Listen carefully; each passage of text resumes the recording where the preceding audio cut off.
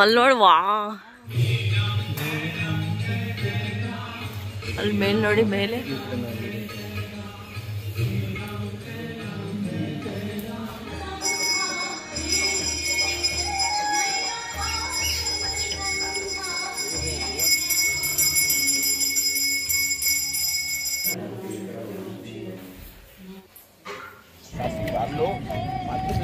ಕೆಳಗಡೆ ಬರ್ತದಲ್ಲ ಅದು ಗಂಗಾ, ಇದು Yamuna.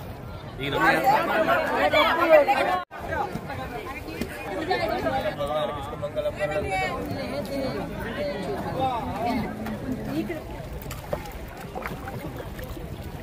Hi hello friends, welcome back to my channel middle class lifestyle. ಇದು ನಮ್ಮ ಕಾಶಿ ಯಾತ್ರೆಯ 2ನೇ ದಿವಸ. ಬೆಳಗ್ಗೆ 3 ಗಂಟೆಗೆದ್ದು ರೆಡಿಯಾಗಿ 4 ಗಂಟೆಗೆ ನಮ್ಮ ಕಾರ್ ಹತ್ಕೊಂಡು ನಾವು ಪ್ರಯಾಗ್ರಾಜದ ಕಡೆ ಹೊರಟಿದ್ದೀವಿ. ಬೆಂಗಳೂರಿಂದ ಕಾಶಿ ತಲುಪಿದ್ದು ಹೇಗೆ, ಹಾಗೆ ಕಾಶಿಯಲ್ಲಿ ನಾವು ಯಾವ ದೇವಸ್ಥಾನವನ್ನು ನೋಡಿದ್ವಿ, ಹಾಗೆ ಕಾಶಿಯಲ್ಲಿ ಸಂಜೆ ದೇವ ದೀಪಾವಳಿ ಹೇಗಾಯಿತು ಅನ್ನೋದೆಲ್ಲದನ್ನು ಕೂಡ ಈಗಾಗಲೇ ವಿಡಿಯೋ ಮಾಡಿ ಅಪ್ಲೋಡ್ ಮಾಡಿದ್ದೀನಿ. ಯಾರಾದರೂ ನೋಡಿರಲಿಲ್ಲ ಅಂದರೆ ಡಿಸ್ಕ್ರಿಪ್ಷನ್ ಬಾಕ್ಸಲ್ಲಿ ಲಿಂಕ್ ಇರುತ್ತೆ, ಹೋಗಿ ಚೆಕ್ ಮಾಡ್ಬೋದು. ಇನ್ನು ಕಾಶಿ ಅಥವಾ ವಾರಣಾಸಿಯಿಂದ ಪ್ರಯಾಗ್ರಾಜ್ 120 ಕಿಲೋಮೀಟರ್ ಇದೆ. ಪ್ರಯಾಗ್ರಾಜಕ್ಕೆ ಹೋಗುವಂಥ ದಾರಿಯಲ್ಲೇ ನಮಗೆ ಇನ್ನೊಂದು ಪುಣ್ಯ ಕ್ಷೇತ್ರ ಕೂಡ ಸಿಗುತ್ತೆ. ಅದನ್ನು ಕೂಡ ನಾವಿವತ್ತು ದರ್ಶನ ಮಾಡಿಕೊಂಡು ಅನಂತರ ಪ್ರಯಾಗ್ರಾಜ್ಗೆ ಹೊರಡ್ತೀವಿ. ನಾವಿವಾಗ ಬಂದು ಇಳಿದಿರೋಂಥ ಕ್ಷೇತ್ರ ಬಂದು ಸೀತಾಮಡಿ ಅಂತ. ಈ ಸೀತಾಮಡಿ ಅನ್ನೋಂಥ ಕ್ಷೇತ್ರದಿಂದ ಪ್ರಯಾಗ್ರಾಜಕ್ಕೆ 54 ಕಿಲೋಮೀಟರ್ ಅಂತರ ಇದೆ. ಸೀತಾಮಡಿ ಅನ್ನೋ ಒಂದು ಕ್ಷೇತ್ರದ ಹಿನ್ನೆಲೆ ಏನು, ಹಾಗೆ ಈ ಕ್ಷೇತ್ರಕ್ಕೆ ಯಾಕೆ ಇಷ್ಟೊಂದು ಮಹತ್ವವಿದೆ ಅನ್ನೋದನ್ನು ಮುಂದೆ ಹೇಳ್ತಾ ಹೋಗ್ತೀನಿ. ಬೆಳಗ್ಗೆ ಇವಾಗ ಸಮಯ ಇನ್ನೂ 6 ಗಂಟೆ ಆಗಿಲ್ಲ, ಆದರೆ ಇಲ್ಲಿ ಬೇಗನೆ ಬೆಳಗಾಗುತ್ತೆ. ಹನುಮಂತನ ಒಂದು ಸ್ಟ್ಯಾಚ್ಯೂವನ್ನು ನೋಡ್ತಾ ಇದ್ದೀರಾ. ಸೀತಾದೇವಿಯ ದರ್ಶನ ಮಾಡೋದಕ್ಕಿಂತ ಮುಂಚೆ ಮೊದಲು ಹನುಮಂತನ ದರ್ಶನ ಮಾಡಿಕೊಂಡು ಅನಂತರ ನಾವು ಸೀತಾದೇವಿಯ ದರ್ಶನವನ್ನು ಮಾಡೋಣ. ಇಲ್ಲಿ ಎತ್ತರವಾದ ಹನುಮಂತನ ವಿಗ್ರಹ ಏನು ಕಾಣಿಸ್ತಾ ಇದೆ, ಇದರ ಕೆಳಗಡೆ ಒಂದು ಗುಹೆ ಇದೆ. ಗುಹೆಯ ಒಳಗಡೆ ಆಂಜನೇಯ ಸ್ವಾಮಿ ದೇವಸ್ಥಾನ ಇರುವಂಥದ್ದು. ಈ ಸ್ಥಳ ತುಂಬಾ ಪ್ರಶಾಂತವಾಗಿದೆ. ಇನ್ನು ಹನುಮಂತ ಸೀತಾಮಾತೆ ದೇವಸ್ಥಾನ ಇರುವಂತಹ ಕಡೆಗೆ ಮುಖ ಮಾಡಿ ನಿಂತಿದ್ದಾನೆ. ಇನ್ನು ನಾವು ಬೆಳಗ್ಗೆನೇ ದೇವಸ್ಥಾನಕ್ಕೆ ಹೋಗಿದ್ವಿ. ನಾವೇ ಮೊದಲನೇವರು, ಆರತಿ ಕೂಡ ಆಗಿರಲಿಲ್ಲ. ನಾವು ಹೋದ ತಕ್ಷಣವೇ ಅಲ್ಲಿ ಹನುಮಂತನಿಗೆ ಆರತಿ ಮಾಡಿದ್ರು, ಹಾಗೆ ಸೀತಾಮಾತೆಗೂ ಕೂಡ ನಾವು ಹೋದ ನಂತರನೇ ಆರತಿ ಮಾಡಿ ಪ್ರಸಾದ ಕೂಡ ಕೊಟ್ಟರು. ನೋಡಿ, ಹನುಮಂತ ಸೀತೆಯ ಮಗನ ರೂಪದಲ್ಲಿ ಇದ್ದ, ಹಾಗಾಗಿನೇ ಸೀತಾನಂದನ್ ಹನುಮಾನ್ ಅಂತ ಬರೆದಿದ್ದಾರೆ. ಇಲ್ಲಿ ಹನುಮಂತನ ದರ್ಶನ ಮಾಡ್ಕೊಳ್ಳಿ. ನಮ್ಮದು ಕೂಡ ದರ್ಶನ ಆಯಿತು. ದರ್ಶನ ಆದ ನಂತರ ದೇವಸ್ಥಾನದ ಸುತ್ತ ಪ್ರದಕ್ಷಿಣೆಯನ್ನು ಹಾಕಿ ಅನಂತರ ಈ ಗುಹೆಯ ಒಳಗಡೆಯಿಂದ ಹೊರಗಡೆ ಬಂದ್ವಿ. ಈ ಹನುಮಂತನ ದೇವಸ್ಥಾನದಿಂದ 100ರಿಂದ 150 ಕಿಲೋಮೀಟರ್ ದೂರದಲ್ಲಿ ಸೀತಾಮಾತೆಯ ದೇವಸ್ಥಾನ ಇದೆ. ಈ ದೇವಸ್ಥಾನದ ಬಗ್ಗೆ ನಾನು ಹೇಳಲೇಬೇಕು, ಯಾಕಂದರೆ ಅಷ್ಟೊಂದು ಮಹತ್ವವಿರುವಂತಹ ಜಾಗ ಇದು. ನಮ್ಮೆಲ್ಲರಿಗೂ ಗೊತ್ತಿರೋ ಹಾಗೆ ರಾಮ ಸೀತೆಯ ಮದುವೆಯ ನಂತರ ಕೈಕೆಯ ಅಪ್ಪಣೆಯ ಮೇರೆಗೆ ದಶರಥ ರಾಮನನ್ನು ವನವಾಸಕ್ಕೆ ಕಳಿಸ್ತಾನೆ. ಹೀಗೆ ವನವಾಸದಲ್ಲಿದ್ದಾಗ ಸೀತೆಯ ಅಪಹರಣ ಆಗುತ್ತೆ ರಾವಣನಿಂದ. ಹನುಮಂತನ ಸಹಾಯ ಪಡೆದು ರಾಮ ಲಂಕೆಗೆ ಹೋಗಿ ರಾವಣನನ್ನು ಸಂಹಾರ ಮಾಡಿ ಮತ್ತೆ ಸೀತೆಯನ್ನು ಮರಳಿ ವಾಪಸ್ ಕರ್ಕೊಂಡು ಬಂದು 14 ವರ್ಷ ಅವರ ವನವಾಸವನ್ನು ಸಂಪೂರ್ಣವಾಗಿ ಮುಗಿಸಿ ಅಯೋಧ್ಯೆಗೆ ಮರಳುತ್ತಾರೆ. ಅವರು ಅಯೋಧ್ಯೆಗೆ ಬಂದ ನಂತರ ಅಲ್ಲಿನ ಜನಸಾಮಾನ್ಯರು ಸೀತೆ ಮೇಲೆ ಅನುಮಾನವನ್ನು ವ್ಯಕ್ತಪಡಿಸ್ತಾರೆ. ಇಷ್ಟು ದಿನಗಳ ಕಾಲ ರಾವಣನ ಜೊತೆ ಇದ್ಲು, ಇವಳು ಶುದ್ಧವಾಗಿದ್ದಾಳೋ ಇಲ್ವೋ ಅಂತ ಅನುಮಾನವನ್ನು ವ್ಯಕ್ತಪಡಿಸಿದಾಗ ಸೀತಾಮಾತೆಯ ಅಗ್ನಿ ಪರೀಕ್ಷೆ ನಡೆಯುತ್ತೆ. ಸೀತೆ ಅಗ್ನಿಯಲ್ಲಿ ನಿಂತು ತನ್ನನ್ನು ಆ ಅಗ್ನಿ ಸುಡದೇ ಇದ್ದಾಗ ತನ್ನನ್ನು ತಾನು ಪರಿಶುದ್ಧಳು ಅಂತ ಸಾಬೀತುಪಡಿಸ್ಕೋತಾಳೆ. ಅದಾದ ಕೆಲವು ವರ್ಷಗಳ ಬಳಿಕ ಸೀತೆ ಗರ್ಭವತಿಯಾಗಿದ್ದಾಗ ಮತ್ತೊಮ್ಮೆ ಅವಳನ್ನ ಕಾಡಿಗೆ ಕಳಿಸಲಾಗತ್ತೆ, ಒಬ್ಬಳನ್ನೇ. ಅಲ್ಲಿ ವಾಲ್ಮೀಕಿ ಆಶ್ರಮದಲ್ಲಿ ಲವಕುಶರು ಹುಟ್ಟುತ್ತಾರೆ, ಬೆಳೆದು ದೊಡ್ಡವರಾಗ್ತಾರೆ. ರಾಮ ಅಶ್ವಮೇಧ ಯಾಗ ಮಾಡುವಾಗ ಆ ಕುದುರೆಯನ್ನು ಲವಕುಶರು ಕಟ್ಟಾಕ್ತಾರೆ. ವಾಲ್ಮೀಕಿ ಆಶ್ರಮ ಇದ್ದಿದ್ದು, ವಾಲ್ಮೀಕಿ ರಾಮಾಯಣವನ್ನು ಬರೆದಿದ್ದು, ಲವಕುಶರು ಹುಟ್ಟಿದ್ದು ಎಲ್ಲದೂ ಕೂಡ ಇದೇ ಜಾಗ. ಇನ್ನು ರಾಮನಿಗೆ ಲವಕುಶರು ನನ್ನ ಮಕ್ಕಳು ಅಂತ ಗೊತ್ತಾಗುತ್ತೆ. ಅನಂತರ ಸೀತೆಯನ್ನು ಮತ್ತೆ ವಾಪಸ್ ಅಯೋಧ್ಯೆಗೆ ಕರ್ಕೊಂಡು ಹೋಗೋದಕ್ಕೆ ಅಂತ ಬರ್ತಾನೆ. ಮತ್ತೊಮ್ಮೆ ಅನುಮಾನವನ್ನು ವ್ಯಕ್ತಪಡಿಸ್ತಾರೆ ಜನಗಳು. ಆಗ ಸೀತಾಮಾತೆ ಬೇಸರಗೊಂಡು, ನಾನು ಈಗಾಗಲೇ ಅಗ್ನಿ ಪರೀಕ್ಷೆಯನ್ನು ತಗೊಂಡಿದ್ದೀನಿ, ಮತ್ತೊಮ್ಮೆ ಇದೇ ಥರದ ಅವಮಾನ ನನಗೆ ತಡ್ಕೊಳ್ಳೋದಕ್ಕಾಗ್ತಾ ಇಲ್ಲ, ಹಾಗಾಗಿ ನನ್ನ ವಾಪಸ್ ನಿನ್ನ ಮಡಿಲಿಗೆ ಸೇರಿಸ್ಕೊ ಅಂತ ಭೂಮಿ ತಾಯಿಯನ್ನು ಪ್ರಾರ್ಥನೆ ಮಾಡ್ಕೊತಾಳೆ. ಆ ಕ್ಷಣಕ್ಕೆ ಭೂಮಿ ಕಂಪಿಸುತ್ತೆ. ಹಾಗೆ ಇದೇ ಜಾಗದಲ್ಲಿ, ನಾನಿವಾಗ ಫೋಟೋದಲ್ಲಿ ತೋರಿಸ್ತಾ ಇದ್ದೀನಲ್ಲ, ಇದೇ ಜಾಗದಲ್ಲಿ ಸೀತಾಮಾತೆಯನ್ನು ಭೂಮಿ ತಾಯಿ ವಾಪಸ್ ತನ್ನ ಮಡಿಲಿಗೆ ಸೇರಿಸ್ಕೊಳ್ತಾಳೆ. ಮುಂಚೆ ಈ ಜಾಗ ಈ ರೀತಿಯಾಗಿತ್ತು, ಅಂದರೆ ಸೀತಾಮಾತೆ ಭೂ ಪ್ರವೇಶಿಸಿದಂತಹ ಸಮಯದಲ್ಲಿ ಆ ರೀತಿ ಇತ್ತು. ಬಟ್ ಇವಾಗ ತುಂಬಾ ಚೆನ್ನಾಗಿ ಮಾಡಿದ್ದಾರೆ. ಗಂಗಾ ನದಿಯ ತೀರದಲ್ಲಿ ಇರುವಂಥ ಒಂದು ದೇವಸ್ಥಾನ ಇದು. ಇದೇ ಜಾಗದಲ್ಲಿ ಸೀತಾಮಾತೆ ಭೂಮಿಯನ್ನು ಪ್ರವೇಶಿಸಿದಂತಹ ಜಾಗ ಸೀತಾ ಸಮಾಧಿ ಅಂತ ಕೂಡ ಕರೀತಾರೆ. ಇಲ್ಲಿ ಸುಂದರವಾಗಿರುವಂಥ ಒಂದು ವಿಗ್ರಹ ಇದೆ ಸೀತಾಮಾತೆದು, ಭೂಮಿಯ ಒಳಗಡೆ ಹೋಗ್ತಾ ಇರೋ ರೀತಿ. ನಾವು ಹೋಗುವಾಗ ಸ್ವಲ್ಪ ಆಲ್ಟ್ರೇಷನ್ ನಡೀತಾ ಇತ್ತು, ಹಾಗಾಗಿ ಒಂದು ಕವರಲ್ಲಿ ಸೀತಾಮಾತೆಯ ವಿಗ್ರಹವನ್ನು ಮುಚ್ಚಿದ್ರು. ಇನ್ನು ಈ ದೇವಸ್ಥಾನ ಗಂಗಾ ನದಿಯ ತೀರದಲ್ಲಿದೆ ಅಂತ ಹೇಳಿದೆ. ಗಂಗಾ ನದಿ ತೀರದಲ್ಲಿ ಇರುವಂಥ ಈ ದೇವಸ್ಥಾನದ ಸುತ್ತಲೂ ಕೂಡ ತಾವರೆ ಗಿಡಗಳು ಹೇಗಿದೆ ಅಂತಂದರೆ ನಂದನವನನೇ ನಿಜವಾಗ್ಲೂ ಇದು. ಬೆಳಗ್ಗೆನೆ ನಾವು ದೇವಸ್ಥಾನಕ್ಕೆ ಹೋಗಿದ್ವಿ, ಇನ್ನೂ ಆರತಿ ಆಗಿರಲಿಲ್ಲ. ಆಗ ತಾನೇ ಅರಳಿ ನಿಂತಿರೋವಂಥ ಆ ತಾವರೆ ಹೂಗಳನ್ನು ನೋಡೋದೇ ಒಂದು ಸಂತೋಷ, ಕಣ್ಣು ತೃಪ್ತಿ ಆಗೋಯ್ತು ನಮಗವತ್ತು ನೋಡಿ. ಹಾಗೆ ಮೇಲಿನ ಮಹಡಿಯಲ್ಲಿ ಇರುವಂತಹ ಸೀತಾಮಾತೆಯ ವಿಗ್ರಹನೂ ಅಷ್ಟೇ ಎಷ್ಟು ಆಕರ್ಷಣೀಯವಾಗಿತ್ತು ಅಂತಂದರೆ, ನಾವು ಹೋಗಿದ್ದವ್ರು ಎಲ್ರಿಗೂ ಕೂಡ ನಮ್ಮ ಲಿಸ್ಟಲ್ಲೇ ಈ ಒಂದು ಪ್ಲೇಸ್ ಇರಲಿಲ್ಲ. ಆದರೂ ಕೂಡ ತುಂಬಾ ಪ್ರತಿಯೊಬ್ಬರಿಗೂ ಮನಸ್ಸಿಗೆ ತುಂಬ ಇಷ್ಟ ಆದಂಥ ಒಂದು ಜಾಗ ಇದು. ನಾವು ಕಾಶಿಗೆ ಹೋಗಬೇಕು ಅಂತ ಅಂದಾದಮೇಲೆ ಹೀಗೆ ಕಾಶಿ ವಿಡಿಯೋಗಳನ್ನು ನೋಡ್ತಾ ಇರುವಾಗ ಯಾವುದೋ ಒಂದು ಯೂಟ್ಯೂಬ್ ಚಾನಲಲ್ಲಿ ಈ ಒಂದು ಪ್ಲೇಸನ್ನು ತೋರಿಸಿದ್ರು. ಹೋಗೋವಂಥ ದಾರಿಯಲ್ಲೇ ಸಿಗೋದ್ರಿಂದ ಜಾಸ್ತಿ ಒಳಗಡೆ ಏನೂ ಹೋಗೋ ಹಾಗಿಲ್ಲ ಅಂತ ಅಂದ್ಬಿಟ್ಟು ಈ ಜಾಗಕ್ಕೆ ಹೋಗೋಣ ಅಂತ ಅಂದ್ಕೊಂಡಿದ್ವಿ. ನಮ್ಮ ಡ್ರೈವರ್ಗೂ ಕೂಡ ಹೇಳಿದ್ವಿ, ಅವರು ಕೂಡ ಕರ್ಕೊಂಡು ಹೋಗಿ ಬಂದರು. ತುಂಬ ಪ್ರಶಾಂತವಾಗಿದೆ, ತುಂಬ ಆಕರ್ಷಣೀಯವಾಗಿದೆ ಈ ಒಂದು ಜಾಗ. ಹಿಂದೆ ನೋಡ್ತಾ ಇರ್ಬೋದು ವಾಲ್ಮೀಕಿಯವರು ರಾಮಾಯಣವನ್ನು ಬರಿತಾ ಇರೋವಂಥದ್ದು. ಹಾಗೆ ಲವ ಮತ್ತು ಕುಶ ಅಶ್ವಮೇಧ ಯಾಗದ ಕುದುರೆಯನ್ನು ಕಟ್ಟಿ ಹಾಕಿರೋವಂಥದ್ದು. ಹಾಗೆ ಹನುಮಂತ ರಾಮ ಮತ್ತು ಲಕ್ಷ್ಮಣನಿಗೆ ಪ್ರಾರ್ಥನೆ ಮಾಡ್ಕೊತಾ ಇರೋದು, ಅಂದರೆ ಸೀತಾಮಾತೆಯನ್ನು ಭೂಮಿಯ ಒಳಗಡೆ ಹೋಗದೆ ಇರೋ ಹಾಗೆ ತಡೀರಿ ಅಂತ ಹೇಳಿ. ಎಲ್ಲವನ್ನೂ ಕೂಡ ತುಂಬ ಸೂಕ್ಷ್ಮವಾಗಿ ಮಿರರ್ ವರ್ಕಲ್ಲಿ ಮಾಡಿದ್ದಾರೆ, ತುಂಬ ಚೆನ್ನಾಗಿದೆ ನೋಡೋದಕ್ಕೆ. ಅಲ್ಲಿ ಸೀತಾಮಾತೆಯ ದರ್ಶನವನ್ನು ಮಾಡಿಕೊಂಡು ಅದರ ಪಕ್ಕದಲ್ಲೇ ಒಂದು ಗುಹೆ ರೀತಿಯಲ್ಲಿ ಶಿವಾಲಯ ಇದೆ. ಆ ದೇವಸ್ಥಾನದ ಒಳಗಡೆ ಬರ್ತಾ ಇದ್ದೀವಿ. ಈ ದೇವಸ್ಥಾನದಲ್ಲಿ ನಮ್ಮ ಕೈಯಾರೆ ನಾವು ಶಿವಲಿಂಗಕ್ಕೆ ಅಭಿಷೇಕವನ್ನು ಮಾಡ್ಬೋದು. ನಾವು ಹೋದಂಥ ಸಮಯದಲ್ಲಿ ತುಂಬ ಜನ ಇರಲಿಲ್ಲ, ತುಂಬ ಕಡಿಮೆ ಇದ್ದರು. ಯಾಕಂದರೆ ಬೆಳಗ್ಗೆನೇ ನಾವು ದರ್ಶನಕ್ಕೆ ಹೋಗಿದ್ವಿ, ನಾವೇ ಮೊದಲನೇವರು ಅಂತ ಹೇಳ್ಬೋದು. ಹಾಗಾಗಿ ನಾವು ಎಷ್ಟೊತ್ತು ಕೂತ್ಕೊಂಡು ದೇವ್ರನ್ನ ನೋಡಿದ್ರು ಅಥವಾ ಅಭಿಷೇಕ ಮಾಡಿದ್ರು ಯಾರೂ ಕೇಳೋರು ಇರಲಿಲ್ಲ ಅಲ್ಲಿ. ನಾವು ಹೋಗಿದ್ದವ್ರು ಎಲ್ಲರೂ ಕೂಡ ಸಾಕಷ್ಟು ಸಲ ನೀರನ್ನು ತಗೊಂಡು ಅಭಿಷೇಕವನ್ನು ಮಾಡಿದ್ವಿ.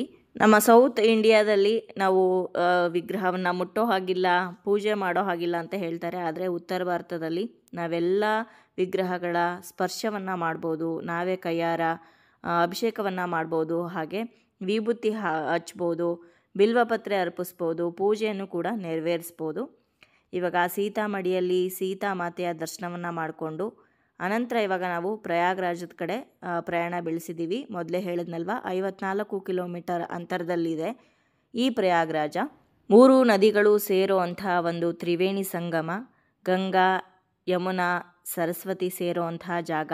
ಈ ಜಾಗದಲ್ಲಿ 12 ವರ್ಷಕ್ಕೊಂದ್ಸಲ ಕುಂಭಮೇಳ ನಡೆಯುತ್ತೆ. ಮಹಾಕುಂಭಮೇಳ ತುಂಬಾ ಪ್ರಸಿದ್ಧಿ ಹೊಂದಿರುವಂತಹ ಒಂದು ಉತ್ಸವ ಅಂತ ಹೇಳಿದ್ರೆ ತಪ್ಪಾಗಲಾರ್ದು. ಪ್ರಪಂಚದಲ್ಲಿ ಇರುವಂಥ ಎಲ್ಲ ಅಘೋರಿಗಳು ಕೂಡ ನಿಮಗೆ ಪ್ರಯಾಗ್ರಾಜದಲ್ಲಿ ನೋಡೋದಕ್ಕೆ ಸಿಗ್ತಾರೆ 12 ವರ್ಷಕ್ಕೊಂದ್ಸಲಿ ನಡೆಯುವಂಥ ಕುಂಭಮೇಳದಲ್ಲಿ. ಇನ್ನು ಕುಂಭಮೇಳದಲ್ಲಿ ಎಷ್ಟು ಜನಗಳಿರ್ತಾರೆ ಅಂತಂದರೆ ಎಷ್ಟೋ ಜನ ಕಾಲು ತುಳಿತಕ್ಕೇನೆ ಸತ್ತು ಹೋಗ್ತಾರೆ. ಇವಾಗ ಸಮಯ ಒಂದು 9 ಗಂಟೆ ಆಗಿರ್ಬೋದು. ನಾರ್ಮಲ್ ದಿನದಲ್ಲೇ ಇಷ್ಟು ಜನಗಳಿದ್ದಾರೆ ಅಂತಂದರೆ ಕುಂಭಮೇಳದಂತಹ ಸಮಯದಲ್ಲಿ ಎಷ್ಟು ಜನಗಳಿರ್ಬೋದು ನೀವೇ ಯೋಚನೆ ಮಾಡಿ. ಇನ್ನು ಕಾಶಿಗೆ ಬರುವಂಥವರು ತಪ್ಪದೆ ಪ್ರಯಾಗ್ರಾಜಕ್ಕೂ ಕೂಡ ಬರ್ತಾರೆ. ಪ್ರಯಾಗ್ರಾಜದಲ್ಲಿ ಗಂಗಾ ಯಮುನಾ ಸರಸ್ವತಿ ನದಿಗಳು ಸೇರೋ ಅಂತಹ ಸಂಗಮದಲ್ಲಿ ಸ್ನಾನ ಮಾಡಿದ್ರೆ ಅವರ ಪಾಪಕರ್ಮಗಳೆಲ್ಲವೂ ಕೂಡ ಕಡಿಮೆ ಆಗುತ್ತೆ ಅಂತ ಹೇಳ್ತಾರೆ. ಹಾಗಾಗಿನೇ ಪ್ರತಿಯೊಬ್ಬರು ಕೂಡ ಕಾಶಿಗೆ ಬಂದವರು ಪ್ರಯಾಗ್ರಾಜವನ್ನು ತಪ್ಪದೆ ವೀಕ್ಷಿಸ್ತಾರೆ, ಹಾಗೆ ತೀರ್ಥ ಸ್ನಾನವನ್ನು ಕೂಡ ಮಾಡ್ತಾರೆ. ಇಲ್ಲೊಬ್ರು ಕನ್ನಡ ಮಾತಾಡೋರು ಕೂಡ ಸಿಕ್ಕಿದ್ರು, ಅಂಕಿತ್ ಅಂತ. ಅವರು ದೀಪಗಳನ್ನ ಮಾರ್ತಾ ಇದ್ರು. ಗಂಗಾ ನದಿ ಹಾಗೆ ಯಮುನಾ ನದಿ ಸರಸ್ವತಿ ನದಿಗೆ ದೀಪಗಳನ್ನ ತೇಲಿ ಬೀಳೋದಕ್ಕೆ ಅಂತ ಮ್ಯಾಚ್ ಬಾಕ್ಸ್ ಕೂಡ ಅವರೇ ಕೊಟ್ಟರು. 3 ದೀಪಗಳಿಗೆ 50 ರೂಪಾಯಿ. ನಾವು 2 ಸೆಟ್ ತಗೊಂಡ್ವಿ, ನನಗೊಂದು ಆಂಟಿಗೊಂದು ಅಂತ 100 ರೂಪಾಯಿ ಕೊಟ್ಟು. ಇನ್ನು ಇಲ್ಲಿ ಬೋಟಿಂಗ್ ವಿಷಯ ಹೇಳಬೇಕು ಅಂತಂದರೆ ತುಂಬಾನೇ ಡಿಮ್ಯಾಂಡ್ ಮಾಡ್ತಾರೆ. 3,000 to 5,000ವರೆಗೂ ಕೂಡ ನಿಮಗೆ ಹೇಳ್ತಾರೆ. 3,000 ಕರ್ಕೊಂಡು ಹೋಗ್ತೀವಿ, 4,000 ಆಗುತ್ತೆ, 5,000 ಆಗುತ್ತೆ ಅಂತ. ಖಂಡಿತವಾಗ್ಲೂ ಬಾರ್ಗೇನ್ ಮಾಡಲೇಬೇಕು ನೀವು. ಅವರು 3,000 ಹೇಳಿದ್ದು, ಕೊನೆಗೆ ನಾವು 1,000 ಚಿಲ್ಲರೆಯಿಂದ ಕೇಳ್ಕೊಂಡು ಬಂದ್ವಿ. ಬಟ್ ಫೈನಲ್ ಆಗಿ 1,500 ರೂಪಾಯಿಗೆ ಮಾತಾಡಿಕೊಂಡು ಇವಾಗ ತ್ರಿವೇಣಿ ಸಂಗಮದ ಕಡೆ ಹೊರಟಿದ್ದೀವಿ. ಹೋಗುವಂಥ ದಾರಿಯಲ್ಲಿ ನಿಮಗೆ ಮಿಕ್ಸ್ಚರ್ ಮಾರ್ತಾ ಇರ್ತಾರೆ, 10 ರೂಪಾಯಿ ಏನೋ ಹಕ್ಕಿ ಪಕ್ಷಿಗಳಿಗೆ ಹಾಕಿ. ತುಂಬ ಚೆನ್ನಾಗಿ ಬರುತ್ತೆ ಫೋಟೋಗಳು ವಿಡಿಯೋಗಳು ಎಲ್ಲ ಅಂತ ಅಂದ್ಬಿಟ್ಟು ನಾವು ತಗೊಳ್ಳಿಲ್ಲ. ಯಾಕಂದರೆ ನದಿ ಈಗಾಗಲೇ ತ್ರಿವೇಣಿ ಸಂಗಮದಲ್ಲಿ ಸ್ನಾನ ಮಾಡೋರು ಬಟ್ಟೆಗಳನ್ನು ಬಿಟ್ಟು ಹಾಗೆ ಬೇರೆ ವಸ್ತುಗಳನ್ನೆಲ್ಲ ಬಿಟ್ಟು ಕಲುಷಿತ ಮಾಡ್ತಾರೆ. ಅಂಥದ್ರಲ್ಲಿ ಮಿಕ್ಸ್ಚರ್ ಎಲ್ಲ ಹಾಕಿ ನಾವು ಇನ್ನಷ್ಟು ಕಲುಷಿತ ಮಾಡೋದು ಬೇಡ ಅಂತ ಹೇಳಿ ನಾವು ಮಿಕ್ಸ್ಚರ್ ಏನು ತೊಗೊಳ್ಳಿಲ್ಲ. ನಿಮಗೆ ಬೇಕನ್ಸಿದ್ರೆ ನೀವು ತೊಗೊಬೋದು. ಹಕ್ಕಿಗಳಿಗೆ ಹಾಕಿದಾಗ ತುಂಬ ಪಕ್ಷಿಗಳು ಬರ್ತವೆ. ಪ್ರಯಾಗ್ರಾಜಲ್ಲಿ ಯಾವುದೇ ದೋಣಿಗಳನ್ನು ಮೋಟರ್ ಇಟ್ಕೊಂಡು ಚಲಾಯಿಸೋದಿಲ್ಲ, ಕೈಗಳನ್ನು ಬಳಸಿನೇ ದೋಣಿಯನ್ನು ನಡೆಸ್ತಾರೆ. ಹಾಗಾಗಿನೇ ಸ್ವಲ್ಪ ರೇಟ್ ಜಾಸ್ತಿನೇ ಇರುತ್ತೆ. ಹಾಗಂತ 3-4 ಸಾವಿರ ಎಲ್ಲ ಕೊಡಬೇಕು ಅನ್ನೋ ಅಗತ್ಯ ಇಲ್ಲ. ಖಂಡಿತವಾಗ್ಲೂ 1000 ರೂಪಾಯಿಗೂ ಕೂಡ ನಿಮ್ಮನ್ನ ಕರ್ಕೊಂಡು ಹೋಗ್ತಾರೆ, ಬಾರ್ಗೇನ್ ಮಾಡಬೇಕಷ್ಟೇ. ಇನ್ನು ನಿಜವಾಗೂ ದೋಣಿ ಯಾರು ಓಡಿಸ್ತಾರೋ ಅವರೇ ನಿಮಗೆ ಸಿಕ್ಕಿದ್ರೆ ಕಡಿಮೆ ಚಾರ್ಜ್ ಮಾಡ್ತಾರೆ, ಆದರೆ ಬ್ರೋಕರ್ ಸಿಕ್ಕಿದ್ರೆ ಜಾಸ್ತಿ ಆಗುತ್ತೆ. सरस्वती नहीं दिखती, जैसा माँ बेनी बनाता मूड भाग करता, वो जब कंप्लीट करता तो रुंड ही दिखता, एक उसी में लुप्त हो जाता। हाँ, उसको बोलते बेनी, इनको बोलते त्रिवेणी। जैसा भारिया भरतू से रहता तो बेनी पूजा करता, वेणी पूजा। हाँ, बेनी पूजा। हाँ, इनको उनको बेनी बोलते, उनको त्रिवेणी बोलते। हाँ, ಕೂದಲು ಕಟ್ ಇಲ್ಲಿ ನಮ್ಮ ದೋಣಿಯಲ್ಲಿ ನಮ್ಮನ್ನ ಕರ್ಕೊಂಡು ಹೋಗ್ತಾ ಇರೋರು ಹೇಳ್ತಾ ಇದ್ರು, ಹಸಿರು ಬಣ್ಣದಲ್ಲಿ ಕಾಣಿಸೋವಂತಹ ನದಿ ಏನಿದೆ ಅದು ಯಮುನಾ ನದಿ, ಹಾಗೆ ಮಣ್ಣಿನ ಕಲರ್ ಅಂದರೆ ಬ್ರೌನ್ ಕಲರಲ್ಲಿ ಕಾಣಿಸೋವಂತಹ ನದಿ ಗಂಗಾ ನದಿ. ಈ ಎರಡು ಕೂಡ ಸಂಗಮ ಆಗತ್ತೆ. ಹಾಗೆ ಸರಸ್ವತಿ ನದಿ ಗುಪ್ತಗಾಮಿನಿಯಾಗಿ ಹರಿತಾಳೆ, ಕಾಣಿಸೋದಿಲ್ಲ ಅಂತ. ಹೇಗಂದರೆ ನಾವಿವಾಗ ಜಡೆಯನ್ನು ಎಣ್ಕೊಳ್ಳುವಾಗ 3 ಭಾಗಗಳನ್ನು ಮಾಡ್ತೀವಿ, ಕೊನೆಯಲ್ಲಿ ರಬ್ಬರ್ ಬ್ಯಾಂಡ್ ಹಾಕುವಾಗ 2 ಮಾತ್ರನೇ ನಮಗೆ ಕಾಣಿಸುತ್ತೆ, 3ನೇದು ಕಾಣಿಸೋದಿಲ್ವಲ್ಲ. ಅದೇ ರೀತಿ ಸರಸ್ವತಿ ನದಿ ಇಲ್ಲಿ ಗುಪ್ತಗಾಮಿನಿಯಾಗಿ ಹರಿತಾಳೆ. ಕಣ್ಣಿಗೆ ಕಾಣಿಸುವಂಥದ್ದು ಕೇವಲ ಗಂಗಾ ಮತ್ತು ಯಮುನಾ ನದಿಗಳು. ಈಗ ನಾವು 3 ನದಿಗಳು ಕೂಡ ಸಂಗಮ ಆಗುವಂತಹ ಜಾಗಕ್ಕೆ ಸಮೀಪಿಸ್ತಾ ಇದ್ದೀವಿ. ಅಲ್ಲಿ ಜಾಸ್ತಿ ದೋಣಿಗಳು ನಿಮಗೆ ಹಿಂದೆ ಕಾಣಿಸ್ತಾ ಇದೆಯಲ್ಲ, ಅದೇ ಜಾಗಕ್ಕೆ ಇವಾಗ ನಾವು ಹೋಗಬೇಕು. 2 ದೋಣಿಗಳನ್ನು ಕಟ್ಟಿ ಮಧ್ಯದಲ್ಲಿ ನಮಗೆ ಸ್ನಾನ ಮಾಡೋದಕ್ಕೆ ವ್ಯವಸ್ಥೆಯನ್ನು ಮಾಡಿರ್ತಾರೆ. ಅಲ್ಲೇ ನಾವು ಸ್ನಾನವನ್ನು ಮಾಡಬೇಕಾಗತ್ತೆ. ಸ್ನಾನ ಮಾಡೋದಕ್ಕೆ ಎಕ್ಸ್ಟ್ರಾ ದುಡ್ಡು ಕೊಡಬೇಕು. ಹಾಗೆ ಗಂಡ ಹೆಂಡತಿ ಇಬ್ಬರು ಸೇರಿ ವೇಣಿದಾನ ಅಂತ ಮಾಡಲಾಗುತ್ತೆ ಇಲ್ಲಿ, ಅದೊಂದು ವಿಶೇಷ ಆಚರಣೆ, ಅದಕ್ಕೂ ಕೂಡ ಸಪ್ರೇಟಾಗಿ ಚಾರ್ಜ್ ಮಾಡ್ತಾರೆ. ಇನ್ನು ಇಲ್ಲಿ 3 ನದಿಗಳಿಗೆ ಬಾಗಿನವನ್ನು ಕೂಡ ಅರ್ಪಿಸ್ಬೋದು. ಬಾಗಿನವನ್ನು ಮನೆಯಿಂದನೇ ತಗೊಂಡೋಗಿದ್ರೆ ನಾವೇ ಅರ್ಪಿಸ್ಬೋದು, ಇಲ್ಲದೇ ಇದ್ದರೆ ಅಲ್ಲಿ 3 ತೆಂಗಿನಕಾಯಿಗಳನ್ನ ಕೊಡ್ತಾರೆ 100 ರೂಪಾಯಿಗೆ. ಆ ತೆಂಗಿನಕಾಯಿಗಳನ್ನೇ ನಾವು ನದಿಗೆ ಬಾಗಿನದ ರೂಪದಲ್ಲಿ ಕೊಡಬೇಕಾಗತ್ತೆ. 100 ರೂಪಾಯಿ ಚಾರ್ಜ್ ಮಾಡ್ತಾರೆ ಆ ತೆಂಗಿನಕಾಯಿಗಳಿಗೆ, 3 ತೆಂಗಿನಕಾಯಿಗಳಿಗೆ. ನೀವು ನೀರಿಗೆ ಬಿಟ್ಟಿದ ತಕ್ಷಣ ಮತ್ತೆ ಆ 3 ತೆಂಗಿನಕಾಯಿಗಳನ್ನ ಎತ್ತಿಟ್ಕೊಂಡು ಮತ್ತೆ ಬೇರೆಯವ್ರಿಗೆ ಅದೇ ರೀತಿ 100 ರೂಪಾಯಿ ಇಸ್ಕೊಂಡು ಮಾರ್ತಾರೆ. ನಾವು ಫ್ಲೈಟಲ್ಲಿ ಹೋಗಿದ್ದರಿಂದ ಬಾಗಿನ ಎಲ್ಲ ಮನೆಯಿಂದ ತೊಗೊಂಡು ಹೋಗೋದಕ್ಕಾಗಿರಲಿಲ್ಲ. ಹಾಗಾಗಿ ಅಲ್ಲೇ 3 ತೆಂಗಿನಕಾಯಿಗಳನ್ನ 100 ರೂಪಾಯಿ ಕೊಟ್ಟು ತೊಗೊಂಡು ನದಿಗೆ ಅರ್ಪಿಸಿದ್ವಿ. ಇಲ್ಲಿ ಇವಾಗ ನೋಡ್ತಾ ಇರ್ಬೋದು 2 ಬೋಟ್ಗಳ ನಡುವೆ ಒಂದು ಜಾಗ ಮಾಡಿದ್ದಾರೆ. ಕೆಳಗಡೆ ಒಂದು ಕಬ್ಬಿಣದ ಹಲಗೆಯನ್ನು ಕೊಟ್ಟಿರ್ತಾರೆ. ಅಂದರೆ ತುಂಬ ಆಳ ಇರುತ್ತಲ್ವ ನದಿ, ಮುಳುಗಬಾರ್ದು ಅನ್ನೋ ಕಾರಣಕ್ಕೋಸ್ಕರ ಈ ಜಾಗದಲ್ಲಿ 3 ಸಲ ಮುಳುಗು ಹಾಕಿ ಸ್ನಾನ ಮಾಡಿ ಮತ್ತೆ ಎದ್ದು ಬಂದು ನಮ್ಮ ಬೋಟಲ್ಲೇ ನಾವು ಬಟ್ಟೆಯನ್ನು ಬದಲಾಯಿಸ್ಕೋಬೇಕು. ಸಪ್ರೇಟ್ ರೂಮು ಏನೂ ಇರೋದಿಲ್ಲ. ಓಪನ್ ಬೋಟಲ್ಲಿ ಬಟ್ಟೆ ಬದಲಾಯಿಸ್ಬೇಕಾಗತ್ತೆ. ಬೇರೆಯವರ ಸಹಾಯವನ್ನು ತಗೊಂಡು ಒಂದು ಸ್ವಲ್ಪ ಅಗಲವಾಗಿರುವಂಥ ಸೀರೆಗಳನ್ನು ಪಂಚೆಗಳನ್ನು ಇಟ್ಕೊಂಡು ನಾವೇ ಸೀರೆಗಳನ್ನು ಅಥವಾ ಬಟ್ಟೆಗಳನ್ನು ಬದಲಾಯಿಸ್ಕೋಬೇಕಾಗತ್ತೆ. ಇನ್ನು ವೇಣಿದಾನಕ್ಕೆ ಬರೋದಾದರೆ ಇಲ್ಲಿ ನಾನು ನನ್ನ ಹಸ್ಬೆಂಡ್ ವೇಣಿದಾನ ಮಾಡಲಿಲ್ಲ, ಆಂಟಿ ಅಂಕಲು ವೇಣಿದಾನವನ್ನು ಮಾಡಿದ್ರು. ನೋಡಿ, ಸ್ನಾನ ಮಾಡಿದ ನಂತರ ಅಂದರೆ ತ್ರಿವೇಣಿ ಸಂಗಮದಲ್ಲಿ ಸ್ನಾನ ಮಾಡಿದ ನಂತರ ಅದೇ ಒದ್ದೆ ಬಟ್ಟೆಯಲ್ಲಿ ಹೆಂಡತಿಯನ್ನು ತನ್ನ ತೊಡೆ ಮೇಲೆ ಕೂರಿಸ್ಕೊಂಡು ಜಡೆಯನ್ನು ಹಾಕಬೇಕು. 3 ಎಳೆಗಳನ್ನು ತಗೊಂಡು ಜಡೆಗಳನ್ನು ಹಾಕಿ ಕೊನೆಯದಾಗಿ 3 ಎಳೆಗಳು ಕೂಡೋ ಅಂಥ ಜಾಗ ಕೊನೆ ತುದಿ ಇರುತ್ತಲ್ಲ, ಆ ತುದಿಯನ್ನು ಕಟ್ ಮಾಡ್ತಾರೆ ಕತ್ರಿಯಲ್ಲಿ. ಕಟ್ ಮಾಡಿದಂಥ ಕೂದಲನ್ನು ಇದೇ ತ್ರಿವೇಣಿ ಸಂಗಮದಲ್ಲಿ ಬಿಡಲಾಗತ್ತೆ. ಕತ್ತರಿಸಿದಂಥ ಕೂದಲನ್ನು ತ್ರಿವೇಣಿ ಸಂಗಮದಲ್ಲಿ ಬಿಟ್ಟ ನಂತರ ಮತ್ತೊಮ್ಮೆ ಅವರು ಸ್ನಾನ ಮಾಡಿಕೊಂಡು ಬಟ್ಟೆಯನ್ನು ಬದಲಾಯಿಸ್ಕೊಬೋದು. ಇನ್ನು ಈ ತ್ರಿವೇಣಿ ಸಂಗಮದಲ್ಲಿ ವೇಣಿದಾನದ ಜೊತೆ ಪಿತೃ ಕಾರ್ಯಗಳನ್ನು ಕೂಡ ಮಾಡ್ತಾರೆ. ನಿಮಗೆ ಅಲ್ಲೇ ಅರ್ಚಕರು ಅಂದರೆ ಪಂಡಿತ್ ಜಿ ಸಿಗ್ತಾರೆ, ಅವರೇನೆ ತುಂಬಾ ಡಿಮ್ಯಾಂಡ್ ಮಾಡ್ತಾರೆ. 3-4 ಸಾವಿರ ರೂಪಾಯಿ ಎಲ್ಲ ಕೇಳ್ತಾರೆ. ನೀವು ಬಾರ್ಗೇನ್ ಮಾಡಿ ಮತ್ತೆ 1,000 ರೂಪಾಯಿ 1,500 ರೂಪಾಯಿಗೆ ಕೂರಿಸ್ಕೋಬೇಕು. ಅವ್ರ ಹತ್ರ ಮಾತಾಡಿ 1,500 ರೂಪಾಯಿಗೆ ವೇಣಿದಾನವನ್ನು ಕೂಡ ಮಾಡಿದ್ದಾಯಿತು. ಪ್ರಪಂಚದಲ್ಲೇ ಈ ಒಂದು ಜಾಗದಲ್ಲಿ ಬಿಟ್ಟರೆ ಬೇರೆ ಇನ್ಯಾವ ಕಡೆಯೂ ಕೂಡ ವೇಣಿದಾನ ಮಾಡೋ ಅಂಥ ಒಂದು ಕಾರ್ಯಕ್ರಮ ನಡೆಯೋದಿಲ್ಲ. ಈ ಜಾಗದಲ್ಲೇ ಮಾಡೋ ಅಂಥದ್ದಿದು. ಅವರಿಬ್ಬರು ವೇಣಿ ದಾನವನ್ನೆಲ್ಲ ಮುಗಿಸ್ಕೊಂಡು ವಾಪಸ್ ಬರೋ ಅಷ್ಟರಲ್ಲಿ ನಾವು ನಮ್ಮ ಒದ್ದೆ ಬಟ್ಟೆಗಳನ್ನೆಲ್ಲ ತೆಗೆದು ಬೇರೆ ಬಟ್ಟೆಗಳನ್ನು ಹಾಕ್ಕೊಂಡು ರೆಡಿ ಆಗ್ತಾ ಇದ್ದೀವಿ. ಹಾಗೆ ಬಟ್ಟೆಗಳೆಲ್ಲ ಕೂಡ ತುಂಬ ಒದ್ದೆ ಆಗಿತ್ತಲ್ಲ, ಅದನ್ನೆಲ್ಲ ನೀರನ್ನೆಲ್ಲ ಹಿಂಡಿ ಮನೆಯಿಂದ ಹೋಗುವಾಗಲೇ ಒದ್ದೆ ಬಟ್ಟೆಗಳನ್ನು ಹಾಕೊಳ್ಳೋದಕ್ಕೆ ಅಂತ ದೊಡ್ಡ ದೊಡ್ಡ ಕವರ್ಗಳನ್ನ ತೊಗೊಂಡೋಗಿದ್ವಿ. ಆ ಕವರ್ ಒಳಗಡೆ ಇಟ್ಕೊಂಡು ಬ್ಯಾಗಲ್ಲಿ ಇಟ್ಟಿದ್ದೀವಿ. ಇನ್ನು ನಾಳೆ ನಾಡಿದ್ದು ಹಾಕೊಳ್ಳೋವಂಥ ಬಟ್ಟೆ ಜೊತೆಗೇ ಈ ಒದ್ದೆ ಬಟ್ಟೆಗಳು ಇಟ್ಕೊಂಡ್ರೆ ವಾಸನೆ ಬರುತ್ತೆ ಅಂತ ಸಪ್ರೇಟ್ ಕವರ್ಗೆ ಹಾಕಿಟ್ಟಿದ್ದೀವಿ. ರಾತ್ರಿ ರೂಮ್ಗೆ ಹೋದ್ಮೇಲೆ ಮತ್ತೆ ಅವುಗಳನ್ನು ಸ್ವಲ್ಪ ಒಣಗಿಸಿ ಮಡಚಿ ಎತ್ತಿಟ್ಕೊಬೇಕು. ಈಗ ವೇಣಿದಾನ ಎಲ್ಲ ಮಾಡಿದ ನಂತರ ಆ ಕೂದಲನ್ನು ಸಂಗಮಕ್ಕೆ ಬಿಟ್ಟು ಅನಂತರ ಮತ್ತೊಮ್ಮೆ ಸ್ನಾನ ಮಾಡಿಕೊಂಡು ಇವಾಗ ಆಂಟಿ ಅಂಕಲ್ ಬಂದು ಅವ್ರ ಬಟ್ಟೆ ಚೇಂಜ್ ಮಾಡ್ತಾ ಇದ್ದಾರೆ. ಅಷ್ಟರಲ್ಲಿ ಗಂಗಾ, ಯಮುನಾ, ಸರಸ್ವತಿ ನದಿಗಳಿಗೆ ದೀಪಗಳನ್ನು ಬಿಡುವಂಥ ಕಾರ್ಯಕ್ರಮ. ನಮ್ಮ ಭಾರತದಲ್ಲಿ ಹರಿಯುವಂತಹ 7 ಪ್ರಮುಖ ನದಿಗಳಲ್ಲಿ ಗಂಗಾ, ಯಮುನಾ, ಸರಸ್ವತಿ ನದಿಗಳು ಕೂಡ ಪ್ರಮುಖವಾದಂಥದ್ದು. ಈ 3 ನದಿಗಳ ಜೊತೆ ಇನ್ನೂ 4 ನದಿಗಳ ಹೆಸರನ್ನು ಕೂಡ ಹೇಳಿಕೊಂಡು ದೀಪಗಳನ್ನು ಈ ನದಿಯ ಒಳಗಡೆ ತೇಲಿ ಬಿಡ್ತಾ ಇದ್ದೀವಿ. ಗಂಗೆ ಚ ಯಮುನೆ ಚೈವ ಗೋದಾವರಿ ಸರಸ್ವತಿ ನರ್ಮದೆ ಸಿಂಧು ಕಾವೇರಿ ಜಲೆಸ್ಮಿನ್ ಸನ್ನಿಧಿಂ ಕುರು.